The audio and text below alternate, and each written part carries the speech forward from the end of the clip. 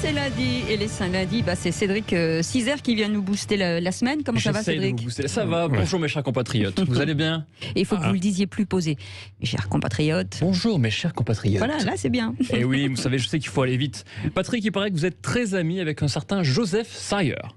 Vous savez qui c'est? Ouais, Pas du tout, non. C'est Mais l'homme... je vois qui c'est. Vous voyez qui c'est? Ah, vous avez du goût, vous êtes cultivé. C'est l'homme dont on a le plus parlé ces derniers jours. Ouais. C'est le politicien hongrois qui s'est fait attraper en Belgique en train de s'échapper par la gouttière d'une partie fine homosexuelle. Alors, jusque-là, ridicule. rien de grave. Non, mais rien de grave jusque-là. Ridicule. Franchement, dans la vie, Ouais. tout le monde a déjà fait une partie de Monopoly et une partouze. C'est logique, tout le monde a fait ça. Non, non. Non, bon pas vous? Non, Non. j'ai jamais fait de De Monopoly. Monopoly, voilà, c'est ça. C'est bien, Cécile. Vous avez déjà fait une partie de plaisante, je Monopoly ou pas? rigole. Partie de Monopoly, oui. Oui, pas la Des partouze. parties de Monopoly. Pas la partouze. Vous savez que c'est comme ça que j'ai été conçu d'ailleurs. Hein. Ah bon? Je parle bien En sûr jouant du au Monopoly. Monopoly. En jouant au Monopoly.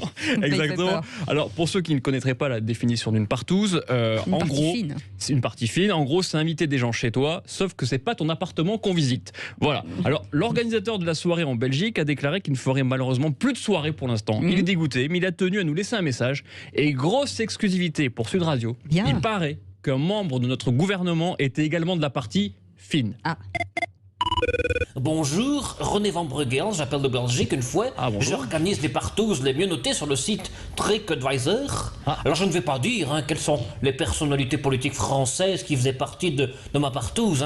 Ça ferait beaucoup trop de bruit. Je peux seulement dire qu'il y avait quelqu'un qui perd souvent ses lunettes. Ah. Et cette fois, c'est pas sur son nez qu'il les a retrouvées. Ah là là là là, je crois que je sais qui c'est. Je pense que ça peut faire la une de Public. Oui, Quelqu'un qui perd justement. souvent ses lunettes, politicien.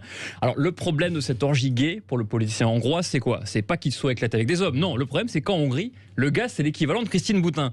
C'est quand même la figure anti-LGBT en Hongrie. Donc c'est un peu bizarre. C'est comme si on chopait Jean-Marie Le Pen en train de manger un couscous ou de Joule dans une bibliothèque. Vous voyez. Oui, c'est ça. Serait pas bien. Alors en plein Covid, 25 participants. Patrick, c'est vrai que c'est beaucoup quand même. Oui. Alors en fait, ça fait beaucoup de bruit, il paraît. Enfin, j'imagine, puisque moi j'ai jamais fait plus de 24 participants. J'arrête toujours à 24. Donc les voisins, ils étaient pas contents. Ils ont appelé la police. À mon avis, ils étaient vexés de pas être invités. Patrick, vous étiez invité, vous?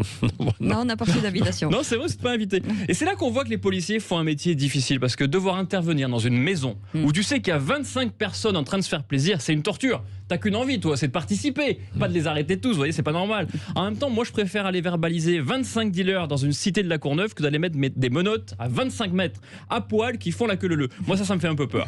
Bon, et pour parler d'un autre sport que de sport sexuel, vous avez entendu parler du scandale de l'équipe de judo paralympique 2016? Vous avez Non. entendu ça? Non. Alors, la Corée du Sud, la fédération coréenne, est accusée d'avoir fait passer ses judokas pour aveugles, alors qu'en fait, ils ont tous 11 sur 10 à chaque œil. Et c'est pour ça qu'ils ont gagné plein de médailles. 11 Oula. sur 10. 11 sur Ah 10, oui, ouais. c'est mieux Donc, vous avez que- vu quand même, les mecs, ils ont gagné plein de médailles. Forcément, ils y voient. Donc c'est magnifique. Ils ont remporté des milliards de médailles. Ça énerve tous les amoureux du sport, dont un de nos auditeurs.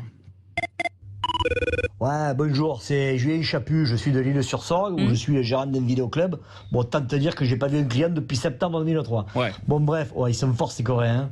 En même temps, ça se fait souvent de tricher en mettant des valides dans les équipes d'invalides. Et qu'en France, on comprend rien et qu'on fait l'inverse. Eh ben ouais, regarde l'OM, en Ligue des Champions, à chaque match, ils alignent 11 handicapés, enculés. Oh là là, non, non, je refuse qu'on parle comme ça de mon club. Hein. Attention, non. Alors, on est le seul club à avoir gagné la Ligue des Champions, je le rappelle. Et pour Il y a la longtemps. gagner, Paris achète des joueurs, c'est nul, il suffit d'acheter la coupe directement. Nous, c'est ce qu'on a fait et on a gagné en 93, souvenez-vous. Alors, c'est effectivement pas la première fois que ce type d'histoire de triche avec des handicaps apparaît. En 2000, à Sydney, rappelez-vous que aucun basketteur de l'équipe d'Espagne paralympique était handicapé. Vous vous rappelez? Ah Vous bon vous rappelez de cette histoire? Mais vous connaissez pas le sport? Bah non, moi, je En me souviens 2000, pas. ces histoires, Mais non. c'est- Non. Mais pourtant, c'est très marrant quand même. Ils avaient pas fait passer leurs basketteurs pour des handicapés mentaux, alors qu'en fait, pas du tout. Le problème, c'est qu'ils se sont fait choper. Et donc, il y a le comité olympique qui s'est rendu compte de la supercherie coréenne en modifiant le test chez l'ophtalmo. En fait, d'habitude, on monte des lettres, vous savez, Oui. chez l'ophtalmo. Oui. Et bien, en fait, pour être sûr qu'ils soient bien aveugles, les ophtalmos, ils ont décidé de montrer à chaque athlète une photo de Philippe Bilger nu.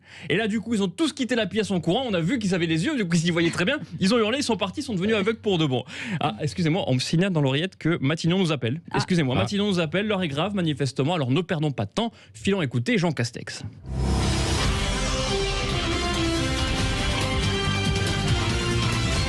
Françaises, Français, le gouvernement a une annonce capitale à vous faire. Une annonce qui va changer le cours de votre vie Ah bon et même le cours de l'humanité. Ah bon? Le gouvernement vous annonce donc...